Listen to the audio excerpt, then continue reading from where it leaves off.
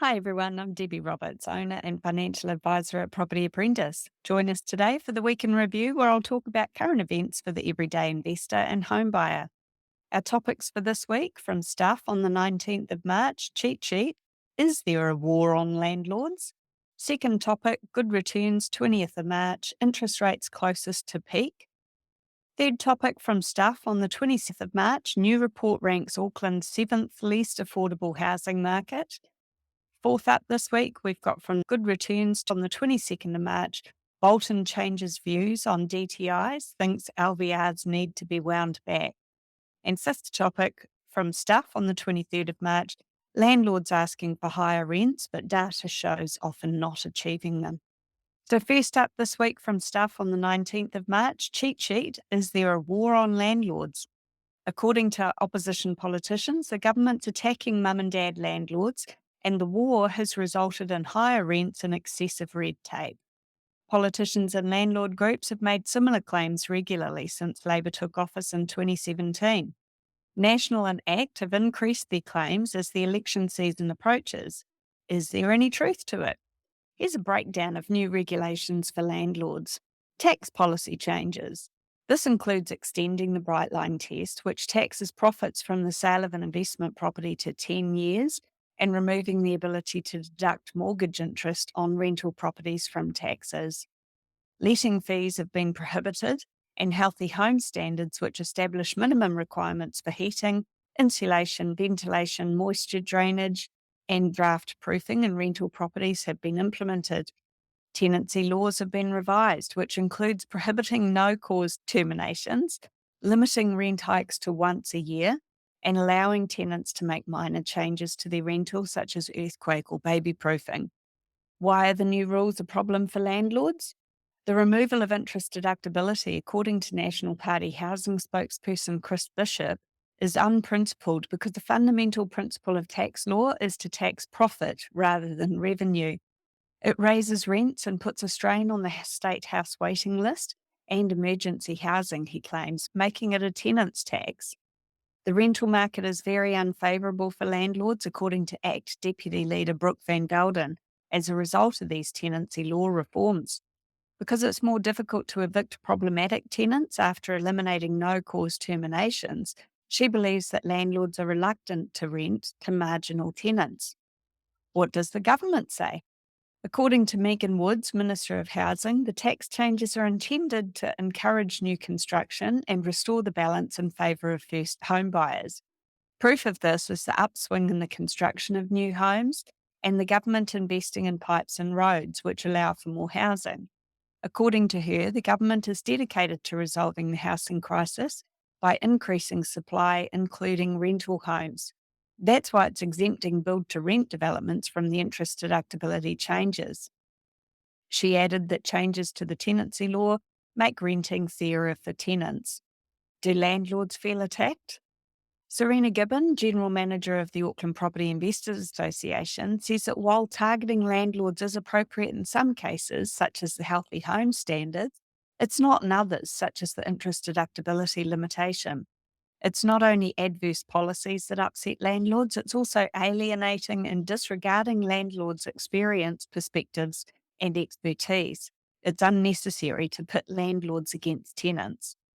What do tenants think? Geordie Rogers, president of Renters United, believes that the government's changes are just for landlords. Most of the changes target irresponsible landlords and those who are only interested in boarding houses, he says. Rogers thinks landlords need to give a reason to kick tenants out. The changes help tenants gain their security of tenure. Will opposition change anything? If elected to lead the government later this year, both the National and ACT parties would repeal the new rental properties interest deductibility rules. National would reduce the duration of the Bright Line test to 2 years, whereas ACT would eliminate it. Van Velden said ACT would reinstate landlords' ability to terminate tenancies without cause. One more change that I think would be helpful for the government or in opposition to consider is the removal of ring fencing of tax losses, because that puts another barrier in place for landlords who want to provide rental accommodation to the general public. And considering that private landlords provide about 85% of all of the rental accommodation in New Zealand, I think anything that can help that when we're in the middle of a rent crisis should be encouraged. Second topic for this week in review from Good Returns on the 20th of March, interest rates closest to the peak. ASB's cut its rates by 10 and 15 basis points, bringing the 1-year rate down to 6.64%. That's down 0.2%. The 18-month rate down to 6.64%, which is down 0.15%. And the 2-year term down to 6.69%. That's down 0.2%. All of those are higher than its main competitors. With the mortgage market in a slump and January house sales at their lowest in 40 years, the move's unlikely to make much of a difference. Interest rates are expected to rise slightly this year, according to CoreLogic research head Nick Goodall, though they are closer to the peak than the trough. Economist Tony Alexander agrees with Goodall's forecast, saying that fixed rates have peaked, but they'll not decline rapidly. Despite speculation, he thinks interest rates will not fall by 2% in the next 12 months. Looking back at previous periods of monetary policy tightening in New Zealand, there have been periods of remarkable growth as well as periods of sharp decline. During the 1997 to 98 Asian financial crisis, interest rates rose and then fell by about 5% in as little as 6 months. And the same thing happened again in about 13 months during the 2008-2009 global financial crisis. For Alexander, it's unlikely that something like the GFC is going to happen. A key indication is that people are starting to pull away from the belief that 8% interest rates are going to become reality. According to Goodall, the industry is probably over the bulk of people having to take the largest increase in their mortgage payments. Many borrowers were concerned when their mortgage rates rose from the mid 2% to the mid 6% range in the middle of last year. They adjusted their spending and are now favouring the 1-year rate. And when they roll that off next year, the increase in interest payments will be less dramatic, said Goodall. He observed that there's been no increase in banks' non-performing loans, nor has there been an increase in people switching to interest-only payments because they're unable to meet their mortgage payments. If you'd like to learn more about investing in property, join me at one of our free events, How to Succeed with Property Investing in 2023. I'll discuss strategies for successful investing from my perspective as a financial advisor, and these events are available live online or in person. Check out propertyapprentice.co.nz for upcoming dates and register today. We don't sell property, so it's all about increasing your knowledge to reduce your risk. If you'd like to find out more about how we can help you to reach your financial goals, you can either attend one of our free events, because I also talk about this towards the end of the session, or you can book a no obligation phone call or meeting with my husband, Paul Roberts, via the website too. Third topic for this week in review from Stuff on the 26th of March, new report ranks Auckland's 7th least affordable housing market. The annual Demographia International Housing Affordability Report calculates affordability by dividing the median house price by the median household income. Every year it ranked 94 major housing markets with populations of more than 1 million people in Australia, Canada, Hong Kong, Ireland, New Zealand, Singapore, the United Kingdom, and the United States. It found Auckland to be the 7th least affordable housing market in the world, despite a year of falling prices. Auckland had a median multiple of 10.8, which meant house prices were 10.8 times the median household income.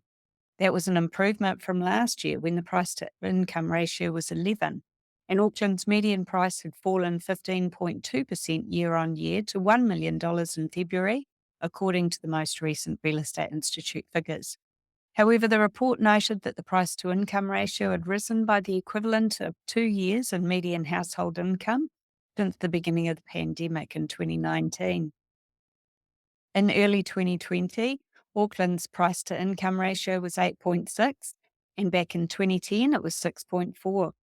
The report authors consider markets with house prices more than 3 times the median regional income as unaffordable. Prices that are more than 5 times higher are considered severely unaffordable, and Auckland is in that category. Of the 94 markets ranked, Hong Kong remained the most unaffordable market in the world with a median multiple of 18.8. Sydney was the second least affordable market, Following this was Honolulu, Hawaii. The most affordable markets were all in the United States. However, ACT Deputy Leader Brooke Van Velden stated that interest rates were lower in Sydney, Vancouver, Honolulu, San Jose, and Los Angeles compared to Auckland. That means that Kiwis carry both the burden of high prices and interest rates.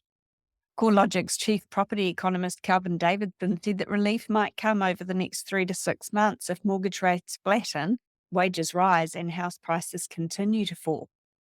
Fourth topic for this week in review, from good returns on the 22nd of March, Bolton changes views on DTIs and thinks LVRs need to be wound back. In an interview, John Bolton, a veteran mortgage broker, believes that debt-to-income ratios, or DTI ratios, for lending control aren't such a bad thing. He also agrees that loan-to-value limits should be gradually reduced. The Reserve Bank's currently working on DTIs and hopes to have them ready by next year in case they're needed to curb any future surge in house prices. They would join LVRs in the bank's anti-inflation toolkit. The recent drop in house prices has taken some of the sting out of the DTI program, but after previously opposing it, Bolton now sees merit in it. He claims that DTIs are a constant measure that ignores fluctuating interest rates and is thus better suited to the fact that real estate purchases are long-term investments. According to Bolton, a DTI regime would smooth over the rise and fall of interest rates, as well as stress testing levels. They may also spare themselves the agony of dealing with a stress test rate that's risen to between 8.5% and 9% in response to actual mortgages reaching a 6.95% median for 2-year fixed loans. Bolton also mentioned that LVRs were appropriate when house prices were too high, but they're now reaching the end of their usefulness. They were appropriate when house prices were too high. Bolton believes that while the LVR restrictions should be lifted for first-time buyers, they should be retained for property investors. Fifth topic for this week in review, from Stuff on the 23rd of March, landlords asking for higher rents, but data shows that they're often not achieving them. Landlords are demanding record high rents, but rental price data shows that the actual amounts tenants are paying are mostly flat or even declining in some parts of the country. TradeMe released data indicating that the median rents landlords were asking for had surpassed $600 a week for the first time. However, based on data on actual rents paid, CoreLogic reported that landlords had lost the upper hand and that rents were flat or even falling. The disconnect between landlords' wants and what they appear to achieve is most notable in Auckland and Wellington.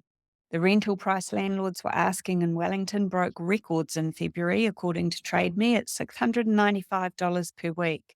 Meanwhile, the online marketplace reported that advertised rents in central Auckland reached a new high of $620 a week.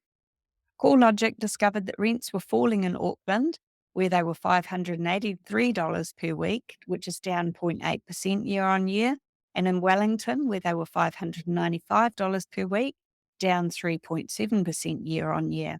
However, rents were not all moving in the same direction. Rents in Hamilton had risen 4% year on year to $466 per week, while in Tauranga they'd risen to close to 8%, or $614. And in Christchurch, they'd risen to $493. CoreLogic noted that mortgaged investor participation was weak in the current market. According to TradeMe property sales director Gavin Lloyd, rent growth usually accelerates during the summer months. TradeMe initially claimed that rental prices had reached all-time highs before clarifying that the insights were in fact related to the amounts that landlords were asking for. Property Apprentice's free events cater to the changing needs of first home buyers and investors all over New Zealand. Join me for our upcoming event, How to Succeed with Property Investing in 2023. My tips as a financial advisor regarding strategies for successful investing are live training sessions held either online or in our Auckland office, and there's plenty of opportunity to ask me questions. I'll answer as many of them as possible. You can register on our website at propertyapprentice.co.nz and check out the details there. If you'd like to have a no-obligation meeting with my husband Paul to see how we could help you, you can also book a meeting or phone call with him via our website. That's propertyapprentice.co.nz.